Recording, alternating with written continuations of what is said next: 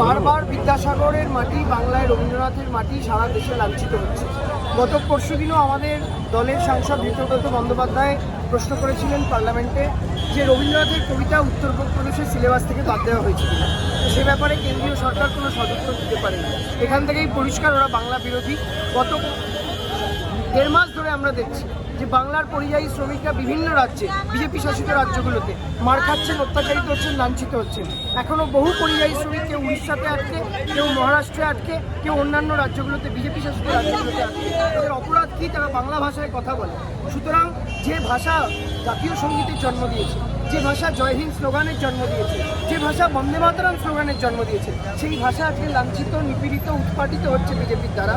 আজকে এই বীরভূমের পবিত্র মাটি থেকে, বোলপুরের মাটি থেকে আমরা রবীন্দ্রনাথের পা ছুঁয়ে, এই মাটি ছুঁয়ে অঙ্গীকারবদ্ধ হলাম মমতা বন্দ্যোপাধ্যায়ের দেখানো পথে এবং অভিষেক বন্দ্যোপাধ্যায়ের দেওয়া ঝান্ডাটা কাঁধে নিয়ে যে আগামী দিন বিজেপির বিরুদ্ধে লড়াইয়ে প্রথম ব্যারিকেডটা তৃণমূল ছাত্র পরিষদ থেকে। বাঘের মাটি বলে তাকে ইঙ্গিত করলেন। বাঘের মাটি বলে আমি ইঙ্গিত করলাম এই বীরভূম জেলার জেদি মানুষদের, যে জেদি মানুষরা বিজেপির রক্তচক্ষুকে উপেক্ষা করেও লোকসভা নির্বাচনে দুহাত ধরে আমাদের আশীর্বাদ করেছেন। আগামীতে বিধানসভা ভোটেও আমাদেরকে আশীর্বাদ করবেন। আমাদের জাতীয় পশু বাঘ, আর বাংলার এমব্লেম হচ্ছে বাঘ, রয়্যাল বেঙ্গল টাইগার। তো বাংলার মাটি বাঘের মাটি।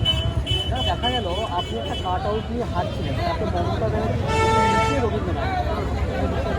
মমতা বন্দ্যোপাধ্যায়ের ছবির নিচে রবীন্দ্রনাথ না, মমতা বন্দ্যোপাধ্যায়ের ছবিটা নিয়ে হাঁটছেন, সেইটা হচ্ছে তার কাট আউট। মানে মমতা বন্দ্যোপাধ্যায়ের বার্তা হচ্ছে যে আমরা রবীন্দ্রনাথের মাটির সঙ্গে, সেই বার্তাটা দিয়েছি। এখানে নিচে সবার ওপরে রবীন্দ্রনাথ, সবার ওপরে মাতঙ্গিনী, সবার ওপরে রানী রাসমণি।